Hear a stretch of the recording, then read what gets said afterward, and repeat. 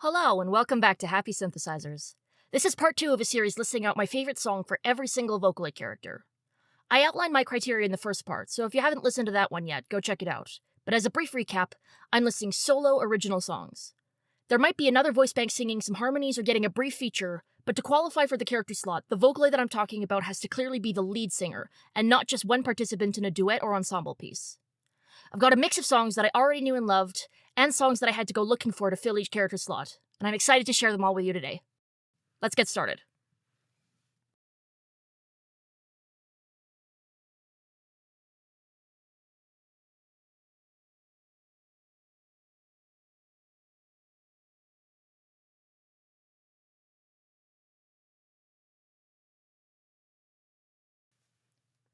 Between the release of Part 1 and now, the company Gemvox released a new Vocaloid called Otobe Sapphire.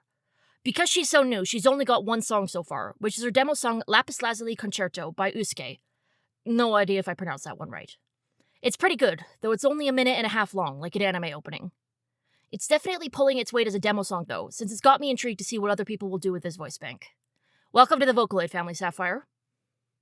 With the new kid out of the way, my original plan for this episode was to start off at the very beginning of Vocaloid history with the OGs, Leon and Lola. My pick for Leon is Some Other Time by Ant.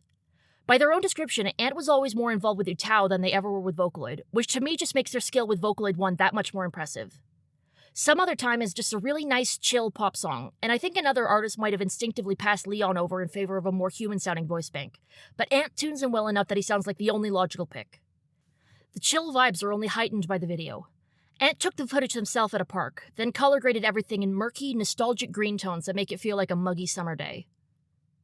For Lola, on the other hand, I picked a song with pretty much the opposite vibe.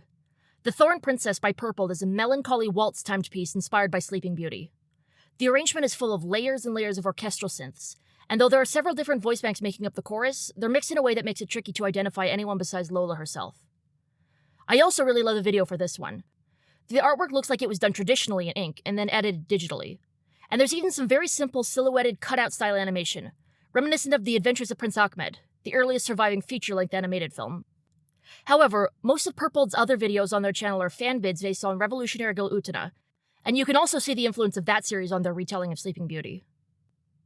Leon and Lola were marketed as a pair, but there are plenty of examples of each of them being used solo. The same can't be said for all of the voice banks released as part of a duo or group, especially the less popular ones. I probably had the trickiest time with twin sisters Anon and Canon. They don't have a lot of songs period, and relatively few of them are solos. For Canon, I've picked Love is Full Throttle by Iolis. It's Canon's most viewed song on YouTube, though that's a reprint, and it's still not very well known. It's actually gotten a boost since I first discovered it, courtesy of the ever-amazing Vocastats. They did a video back in April listing every Vocaloid's most viewed song, plus some additional voice banks from other engines, and this was Canon's entry. At the time, it had a little over 700 views, but it's nearly doubled that since then, which I think is well-deserved. It's a fun song, very high-energy Eurobeat kind of stuff. I can imagine it in the soundtrack of some arcade racing game, or maybe just a really hard level on Dance Dance Revolution. Iolis and Vocastats also brought me my pick for Anon, Dear Chaos. This one actually has been translated, albeit by Hazuki no Yume, which I know is a whole thing. The lyrics are all about feeling like some sort of chaotic force of destruction, but still wanting to be loved. Very edgy middle schooler core, but I mean that in a nice way, I promise. I still listen to most of the stuff that I liked as a 14-year-old who desperately wished for the confidence to be edgy and chaotic instead of a straight-laced dweeb. We could probably all do with a dose of that in our lives now and then.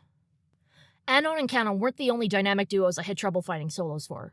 Spanish Vocaloids Bruno and Clara have a bit more content to their names than Anon and Canon do, but it still took a bit of searching to settle on my decision. For Clara, I've got Clara Fever Roaring Super Night by V Nanipi. As the title no doubt makes clear, this song was inspired by Sam Free and his Night series, the most famous of which is, of course, Luca Luca Night Fever. Beyond that, there's honestly not much else to say. It's another fun Eurobeat track, and more importantly, a lovely tribute to a Vocaloid great. What more could you ask for? And for Bruno, I've got The Principles and Art of Ignorance and Suffering by Jue, because apparently long titles are a plus for me with Spanish Vocaloids. It's a song in English though, and Jue wrangles Bruno's Spanish phonetics for the rapid-fire English lyrics really well. The instrumental is based off of these really moody synth strings. Structurally, it's a lot like a rock song, but the central riffs are violins and cellos instead of an electric guitar, and it's really cool. Another pair of Vocaloids you can buy bundled together are Kobayashi Macha and Masaoka Azuki. For the former, I've got Skydrop by Shimarisu. The rhythm's really interesting on this one.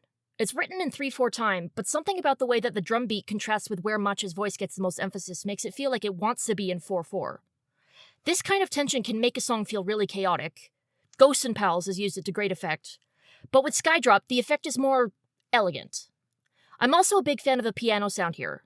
It's a very bright melody, but the edges are softened by the mix. It sounds like an old baby grand kept in a room with big windows where you can see the snowfall from the music video. That same softness cannot be found in my choice for Azuki, a punchy garage rock number called Cycle Anchor by Triwaves. Azuki's voice is a little nasal as a bassline, and the tuning here is pushed to sound almost a little whiny. It's a fine balance to strike, and it could have been annoying if it were too heavy-handed, but it works brilliantly for this genre. Reminds me a lot of that pop-punk sneer you hear more often with male vocalists, but then cute.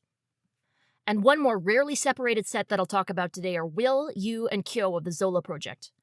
These guys have gotten a bit of a renaissance lately courtesy of a V6 upgrade with some smart marketing from Yamaha, but all of the songs that I picked use their original V3 voice banks. For Will, I've found In the Autumn Wind by Akahori. This is a really mellow piece that's mostly full of traditional Japanese instruments.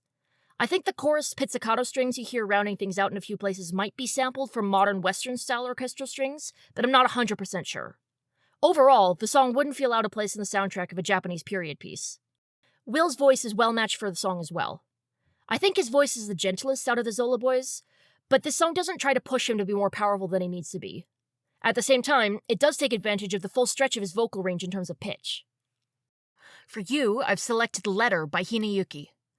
This is a song that really makes me wish that I knew music theory a bit better, because while it sounds fairly simple on a first listen, the more I hear it, the more sure I am that there's quite a lot going on under the surface that I don't entirely understand.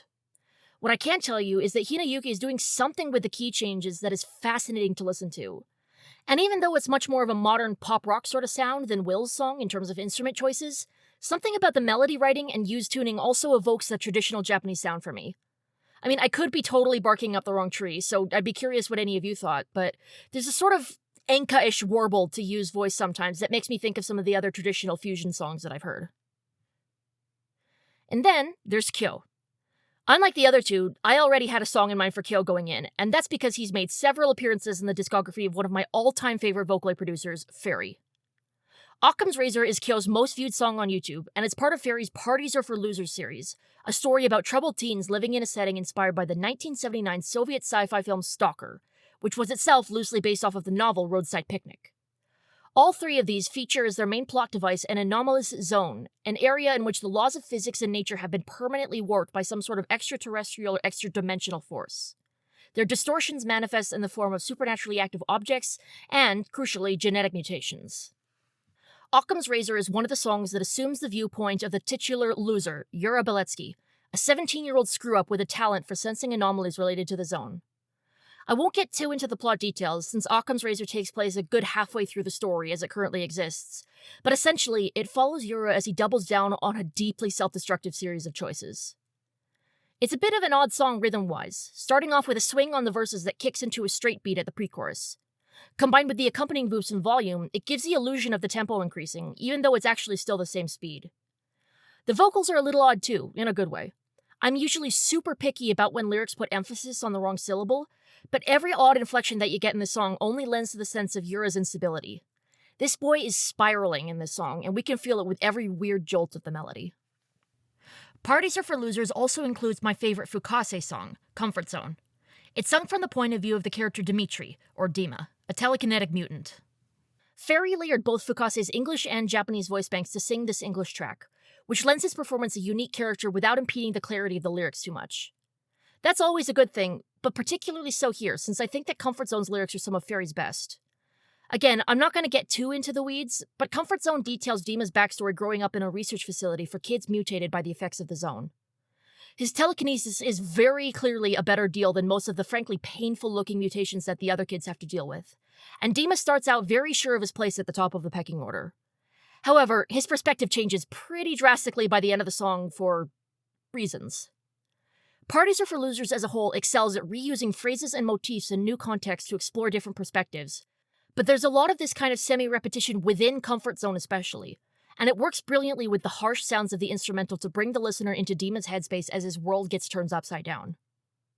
Fairy gets one more entry for the list for Big Al with a non-party song called Dopamine Machine, written for the Big Alliance Anniversary album, which has since become Big Al's most viewed song. Though created for a celebration project, Dopamine Machine is still classic Fairy, and Big Al sounds downright menacing.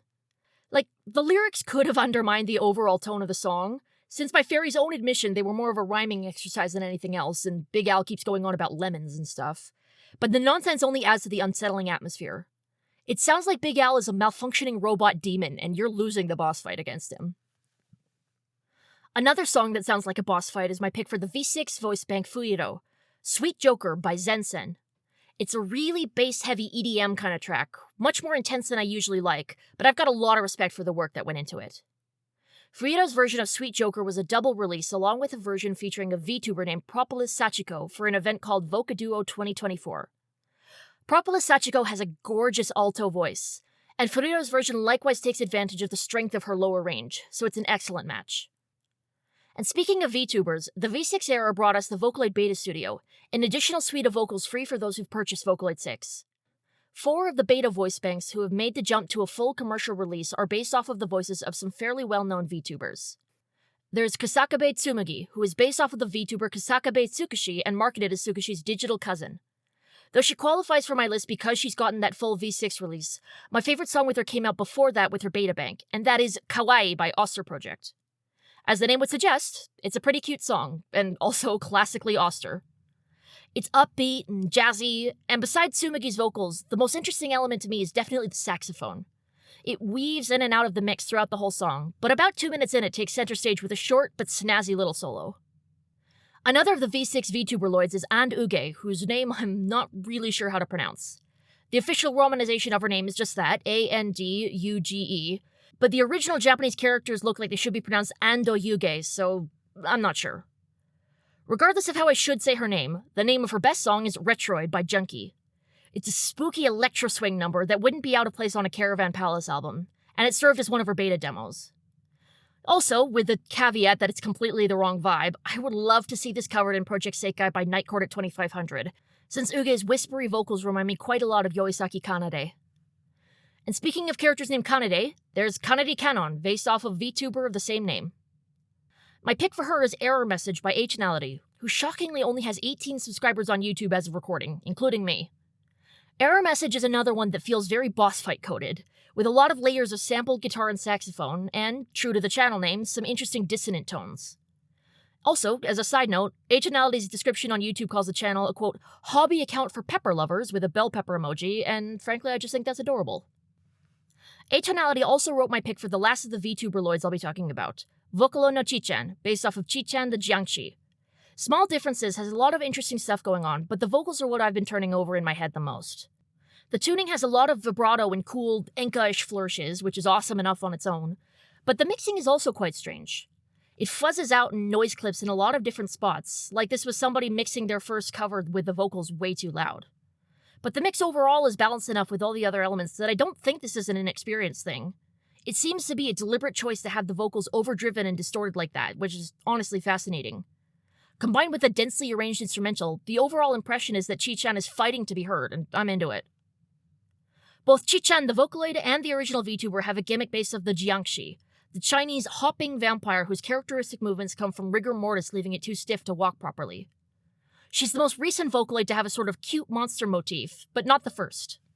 I already spoke in part 1 about my favorite songs for Sweet Anne and Big Al, who both have a Frankenstein theme, and their original company PowerFX also collaborated with Vocatone Studios to give us our beloved bandage boy Oliver. I think he's also supposed to have a bit of a Frankenstein-adjacent theme, but between that haunting choir boy voice and his outfit, I've always thought of him as maybe a little bit of a ghost, maybe undead, maybe zombie, but generally overall spooky Victorian boy. Anyway, my song for him is TVVS, or Toxic Venom Vent Song by Korra. This one pushes my own parameters of a solo song since Fukase features pretty prominently in the bridge, but they're my parameters, so I can ignore them as I please. I love the whistled riff in the instrumental, and Oliver's tuning might be some of the best I've ever heard for him. He's so clear throughout, and though Oliver could not under any circumstances be described as powerful, he's got some real bite to him here. Appropriate for a song about spitting the venom that you've been choking down and hiding for far too long. Oliver is one of the few young boy voice banks whose voice was actually sampled from a young boy. Specifically, a 13-year-old choir singer from England who, for obvious reasons, hasn't been identified to the public. Most of the others with this concept have been voiced by women, like Kagami Len or Kazuhiki, or by adult men with youthful-sounding voices. One of the latter is Jio Moke, who was sampled from professional voice actor Su Sang-ching. And apologies as always if I've mispronounced that name, because I am still not any more confident with Chinese. My pick from Moke is 5:30 AM by Moving Point P. It's an easy, chill pop song with some rich harmonies and layered vocals to show off Moving Point's fantastic tuning. Though Moving Point is from China, he's currently based in Australia and speaks excellent English, so I was able to read a bit of the backstory that he put in the video description. Apparently, the song was meant for a human vocalist who Moving Point is friends with, and he originally just used Moke for the demo track. It sounded good enough, though, that he kept it on the back burner to eventually do this Vocaloid release. By Moving Point's own description, it's a song about trying to find people in your life who can understand you and support you through, quote, every 5:30 AM of your life. Moke came out on the same day as another V-singer Mandarin voice bank, Mo Qingxian. She's another of the Chinese Vocaloids whose content isn't super widely distributed on YouTube, so I wasn't going in with a broad knowledge base, but I did actually know and like one song for her ahead of time. And, though I discovered plenty of great songs, I didn't find any that I liked more than my first pick. I Am Here by Circus P, with Chinese lyrics by Yuji, is pretty quintessentially circus. Bright synth, a steady build-up to a big chorus, even some wah-ohs in the lyrics. I'm damning with faint praise a little bit, since I know that I sound my most enthusiastic when I can pick out something really specific that I like, but I Am Here is just overall a great song, and there's not much more to it than that. Circus P uses such a wide variety of voice banks that I could have filled up half my list with songs from him if I'd wanted, but I've restrained myself to 4. The second of these is another example with a Chinese Vocaloid, but Wrong and Right, which Circus co-wrote with Marvin Valentine, features Yue Jingling singing in English. Now, I called Marvin Valentine a guitar hero in my last episode because he does rock music and I was trying to be clever with my transitions, but drums are his real talent, and that's on full display in this song. In fact, every performer is given just 110%. David Guthrie providing guitars, Tikal for the bass, and an incredible vocal performance from Ling courtesy of tuner Cruiser. Not only does Ling sing the English lyrics with impressive clarity, Cruiser also draws out as much power and passion from the voice bank as possible to match the intensity of the music. My third circus pick is Boko no Mono, or My Own, with Utatane Pico. There's a lot that I could say about how amazing Pico sounds here, but it's already been said by Western producer Jade Kaiba, who has the top comment on the video. Quote, "It feels like Pico's voice goes through multiple different tones here, from deep and soulful to high and pained to a dark whispery tone. It's really interesting hearing so many dynamics in one song, and the visuals complement that well." The visuals in question consist mostly of Pico in a forest, holding a blank mask in front of his face that cycles through various cow-emoji expressions, only once showing his real eyes very briefly. Besides the awesome vocals, the instrumental is also one of my favorites from Circus.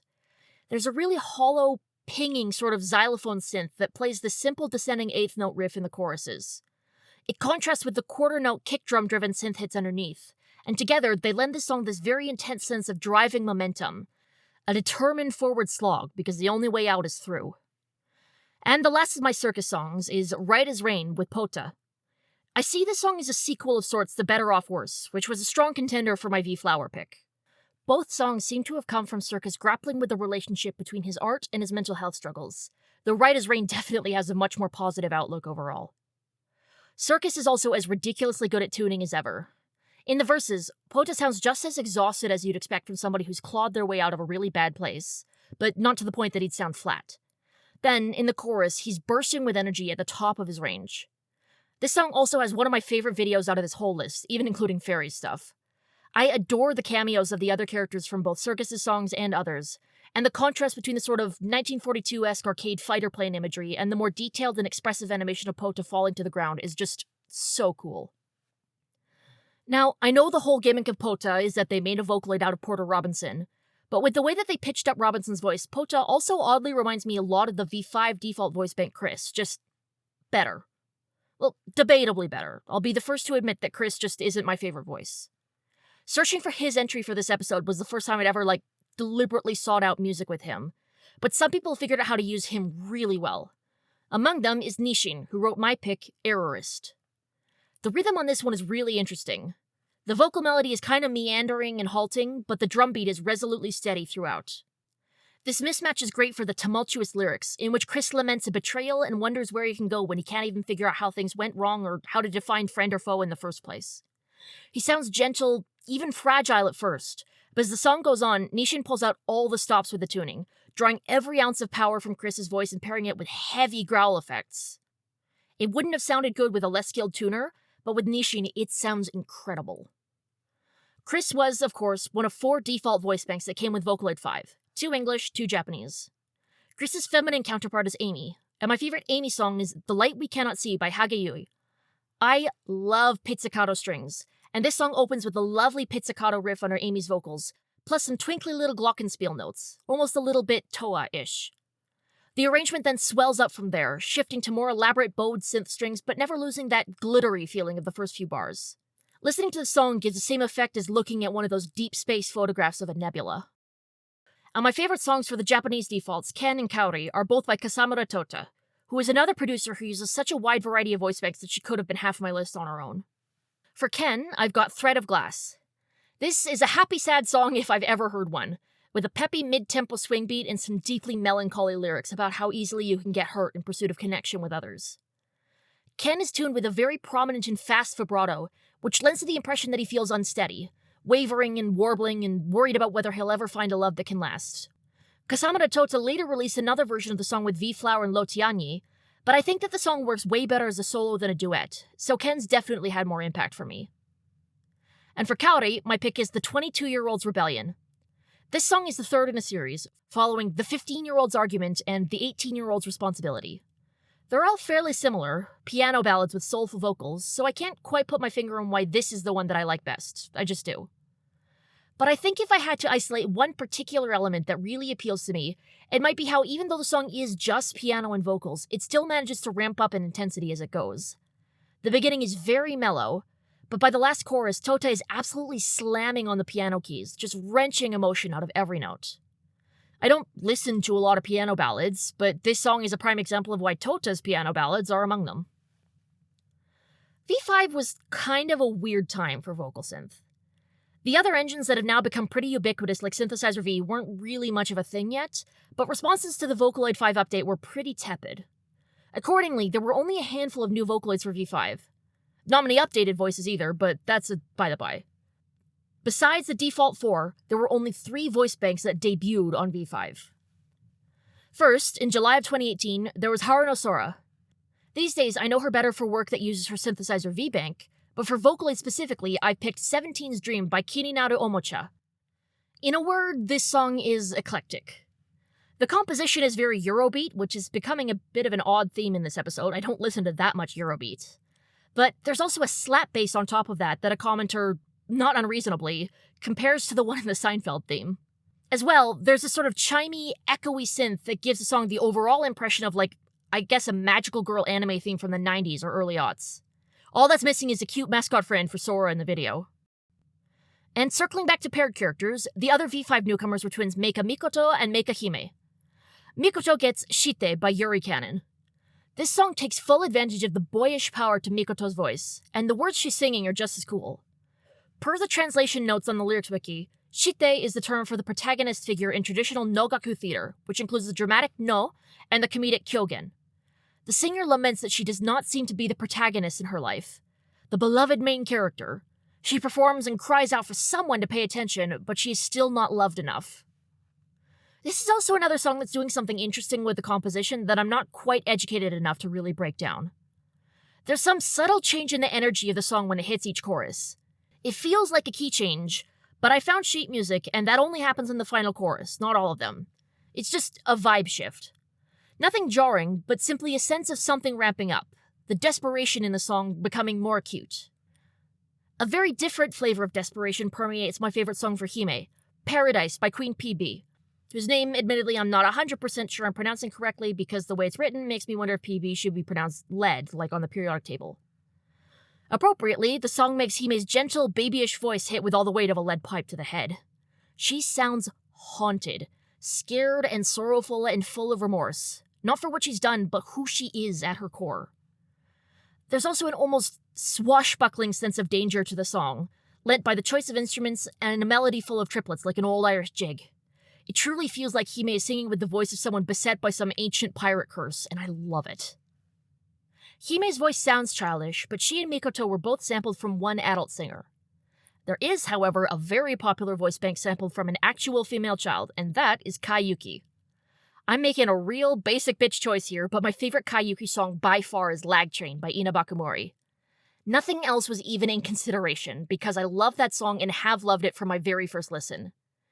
There's very little I could say about the song that others haven't already said, so I'll take my cues from them. A while back, I found a fantastic breakdown of Lag Train by a fellow on YouTube who goes by the handle Melty Solid. I'll link to that in the transcript doc, but it's over 9 minutes long, so to very briefly sum up his point, Lag Train stands out as a brilliant song even among all of Ina Bakumori's other brilliant songs because of how well it plays around with tension. The arrangement constantly shifts, stripped back at times, but just as often an overwhelming rush of sound, and it is always very smart about when the dynamic shifts. And though there are some songs on this list that I would have liked just as well if they'd used a different voice bank, I absolutely think that Yuki was the best possible choice of singer here. Beyond the fact that she just always suits Ina Bakumori's style, there's something that just sounds so lonely about this kid's voice that ties everything together. She doesn't have much power to her, so when Ina Bakumori pushes her in the most intense parts of the song, rather than getting a belt, you get something quavering and anxious. There are so many Lag Train covers out there, by human and synthetic vocalists alike, and I love so many of them, but Yuki owns this song. Funny enough though, Lag Train is not the only song on this list to feature somebody glumly spacing out on a darkened train in the video. The other one is my pick for Chica, Ad Nauseam by Jelly. There are a lot of songs out there that grapple with mental illnesses like depression, but I've rarely seen any that so effectively capture how humdrum and routine the misery can become.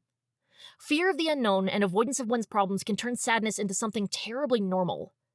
There's a glimmer of hope as the singer notes in the last chorus that she can almost see the sun on the other side, but this song understands that reaching out for it can be really scary.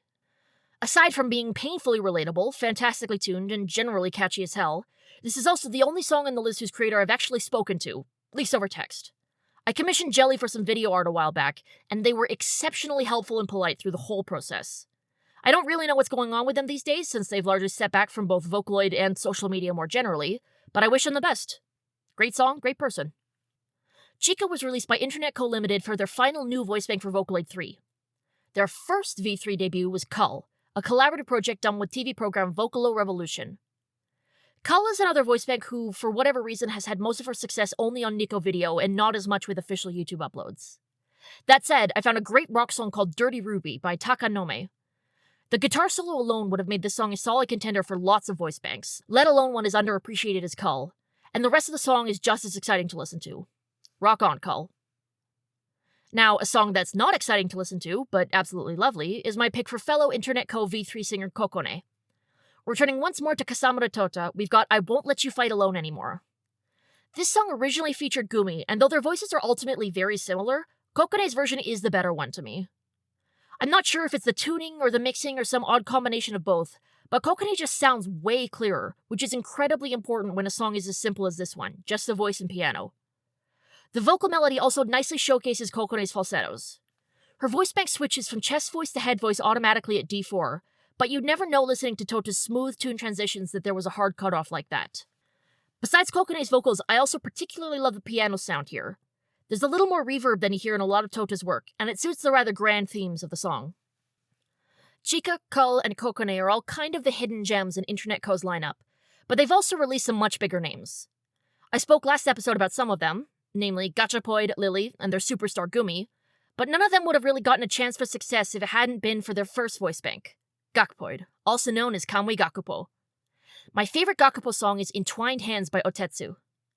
Otetsu is one of the OGs on the Vocaloid scene, and the official YouTube upload of this song came much later than its album release. If you look in the comments, there are a lot of people excited to see the song get its own video, noting how much they loved the track when they first heard it back in middle school. I can agree that it's exactly the kind of music that first drew me to Vocaloid when I was a teenager. Loud, densely arranged, and almost a little frantic, but unmistakably gorgeous at the same time. And to close out the episode, we return to the matter of paired Vocaloids, the most iconic of Vocaloid pairs, Kagami Len and Kagami Rin. These were some of the hardest picks on the whole list. I love the Kagamines, and a lot of the producers that I love use them a lot. For Len, I finally settled on FPS by Neru. Neru is my all-time favorite Vocaloid producer, and it really wasn't a question of whether he'd get one of my Kagamine slots as much as which one.